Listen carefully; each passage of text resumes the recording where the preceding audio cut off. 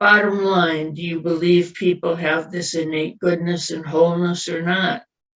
This is about seeing wholeness not as cheap grace, but learning to rely on wholesomeness in even the most brutal situations. Wholeness is a concept developed by Swiss psychologist Carl Jung. He speaks of an innate drive toward wholeness that guides our growth all through our life. We are whole when our shadow side is embodied in our conscious mind, when we're familiar with the parts of ourselves that we don't like or that we even fear. Teresa Bimka is a Jungian therapist who has written about the shadow side and wholeness. She says that the importance of integrating the shadow side into the conscious mind is that we cannot experience our wholeness without bringing the exiled aspects of self back home.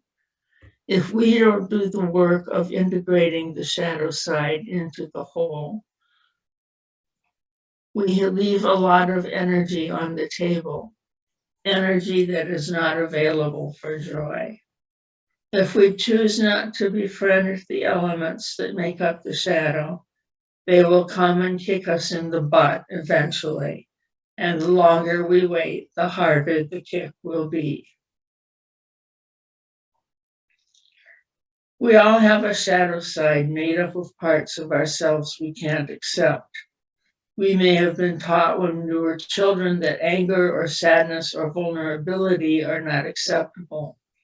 We may have had traumatic experiences that left us with all kinds of powerful feelings that felt too dangerous to be aware of consciously.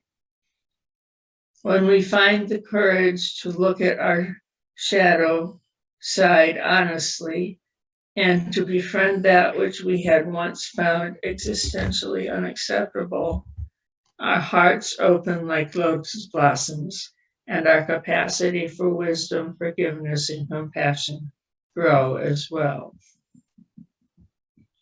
Rachel Naomi Remen, author of Kitchen Table Wisdom, tells stories of our innate drive toward wholeness and the many forms it takes for different people, including herself. She was a 15-year-old college student when she had her first attack of Crohn's disease, a life-threatening intestinal illness that often requires many surgeries and the removal of a great part of the intestines. Despite the illness, Rachel went on to medical school.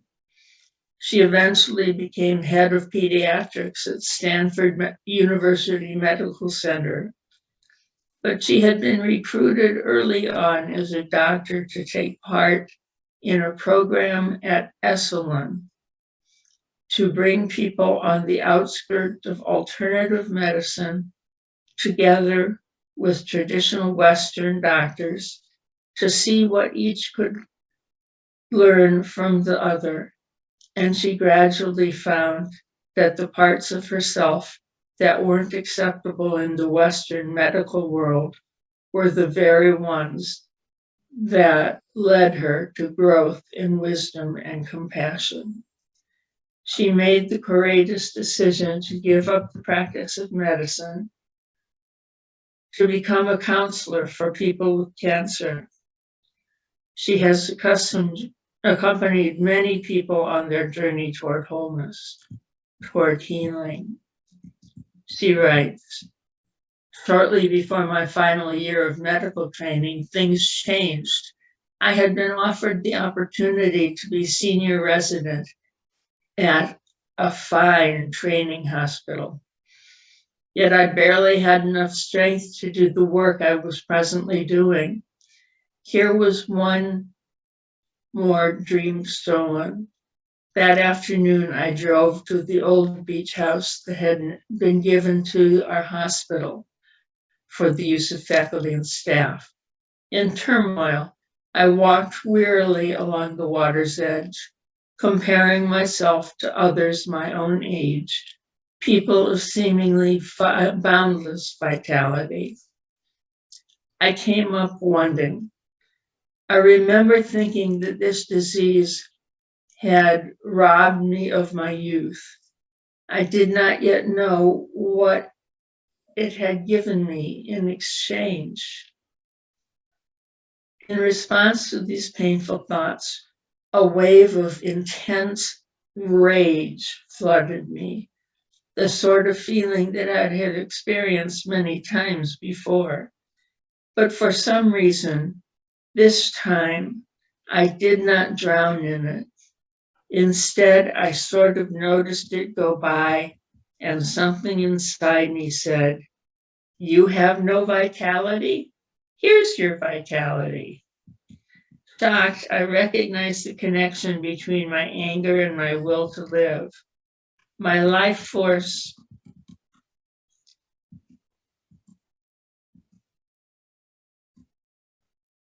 was just as intense, just as powerful as my anger. But for the first time, I could experience it as different and feel it directly. In that first moment of surprise, I had a glimpse of something fundamental about who I am. That at the core of things, I have an intense love of life, a wish to participate fully in life, and to help others to do the same. Somehow this had grown large in me as a result of the very limitations that I had thought were thwarting it. Like the power of a dammed river, I had not known this before. I also knew that in its present form as rage, the power was trapped. My anger had helped me to survive, to resist my disease, even to fight on. But in the form of anger, I could not use my strength to build the kind of life I longed to live. And then I knew that I no longer needed to do it this way. I knew with absolute certainty that my pain was nobody's fault, that the world was not to blame for it. It was a moment of real freedom. Rachel took the job and discovered a capacity for asking for help when she needed it, something she couldn't do before. Years later, she took a workshop on Ayurvedic medicine and learned that the words in Chinese for getting angry are shen qi, which means generating the life force. That speaks to me because I had been painfully taught in childhood that it was never okay for me to be angry, and anger had become part of my shadow side. And yet, many years later, I learned as a battered wife that anger was the key ingredient that let me learn to set boundaries, something I had been incapable of doing before. Anger saved my life and set me on the path to wholeness. Of course, it was and still is a long path to go, one that can last a lifetime.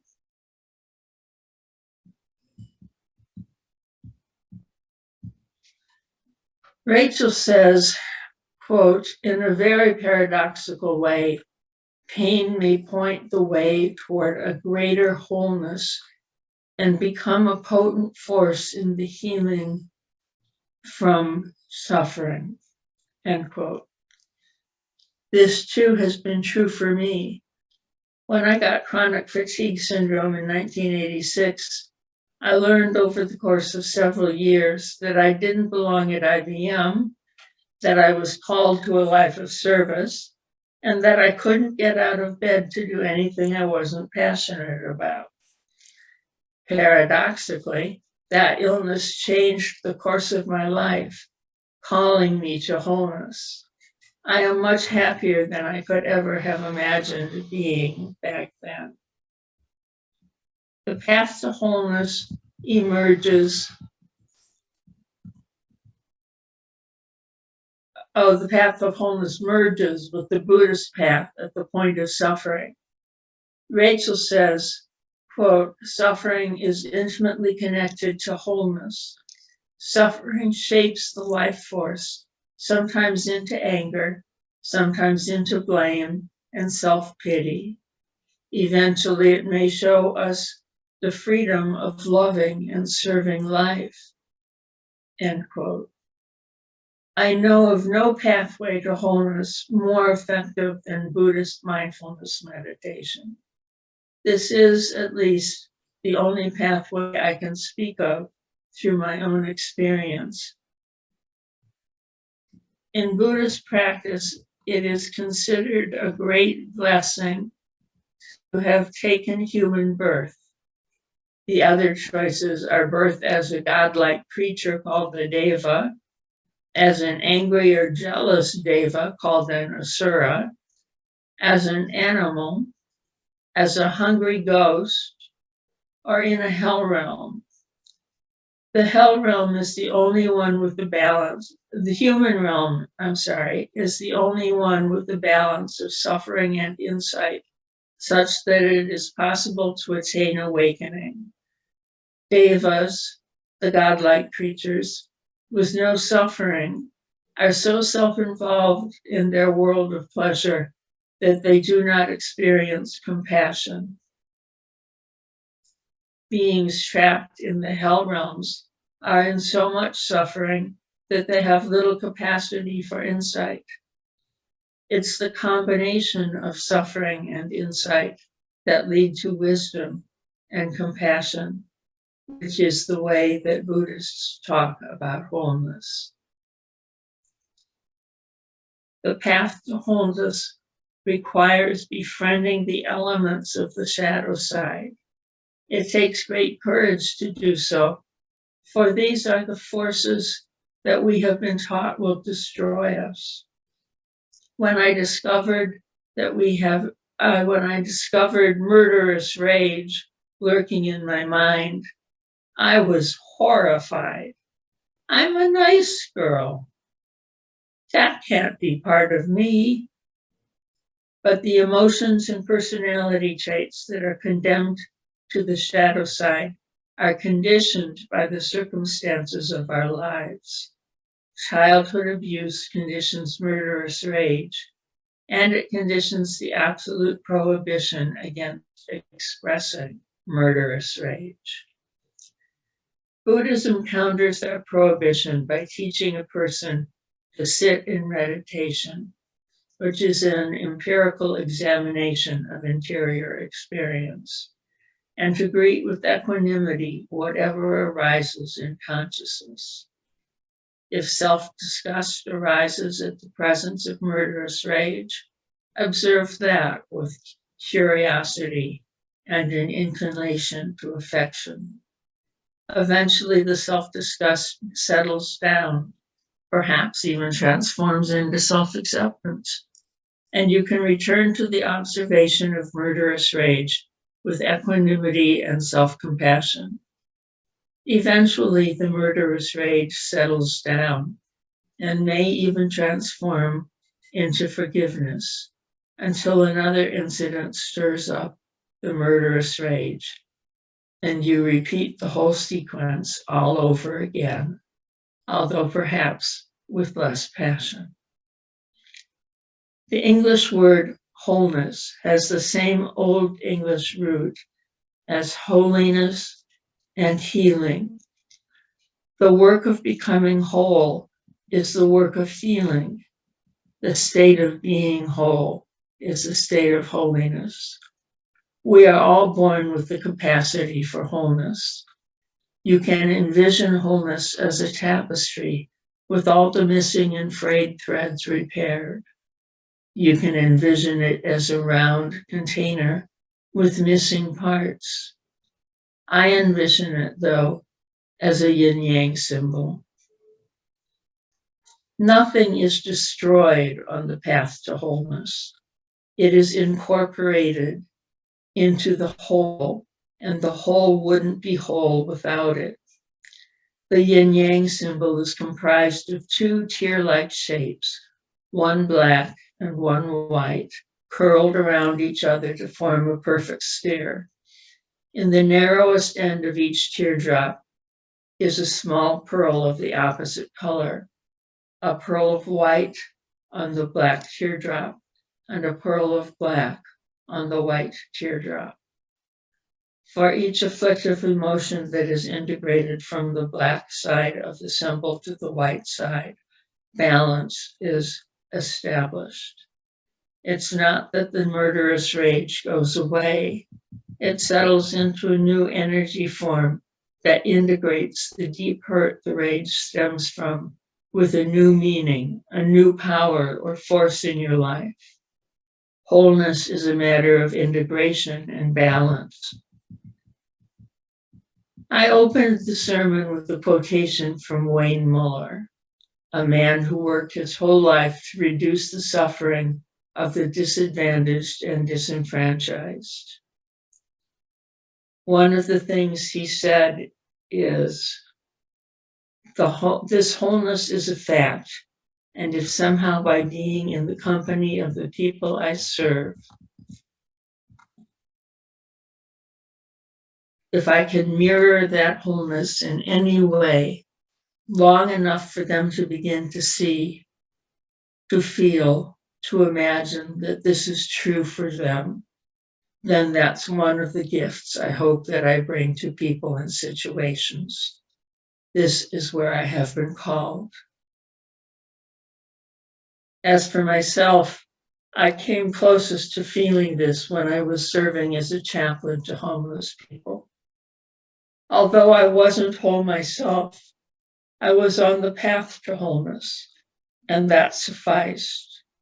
I found I could often serve as a mirror to the pain and suffering the person I was reflecting was feeling, and help them clarify what the dark side element that was kicking their butt was.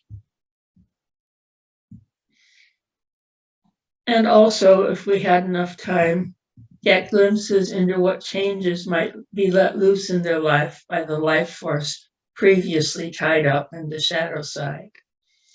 It was healing work. It was holy work.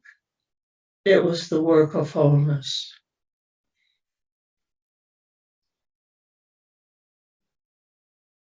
It was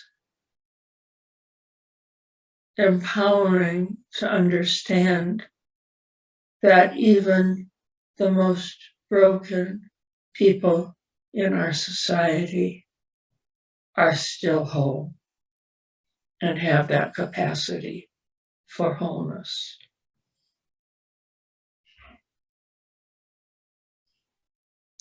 I realized in divinity school that we threw the word spirituality around pretty loosely without a shared grounding for what we meant. For some, religious and spiritual meant exactly the same thing, having to do with the church and the scriptures. For others, including me, spiritual meant the opposite of religious. And when we said it was a spiritual moment, we meant exactly the opposite of having to do with church and scriptures. It was much more difficult, though, to define spirituality in positive terms, to say what we did mean rather than what we didn't mean. Over the years, I've developed a multifaceted definition of what I mean when I say spiritual or spirituality. First, I am referring to the richness of the interior life, the depth and richness. Something that enriches the interior life is spiritual. Second, I refer to the realm of connection to yourself, to other people and animals, and connection to something greater than yourself, however you define it. And third, I mean being on the path to wholeness. These are things that are all interlaced together. Connecting with other people certainly enriches your interior life. Moving closer to wholeness frees the life force for connection and interior enrichment. The one thing I want to convey to you the most is that your shadow side is not to be feared or detested. It is to be cherished as the source of new life force that can open up your life to happiness and passion. Yes, it can be hard to work with sometimes when it's kicking your butt, but all you can do in those times is observe your inner life and let the shadow play out its own transformation. It helps if you can remember that wholeness is a matter of both healing and holiness, a direct line to both the richness of interior life and the connection that makes life worth living. Amen. Ashe. Blessed be.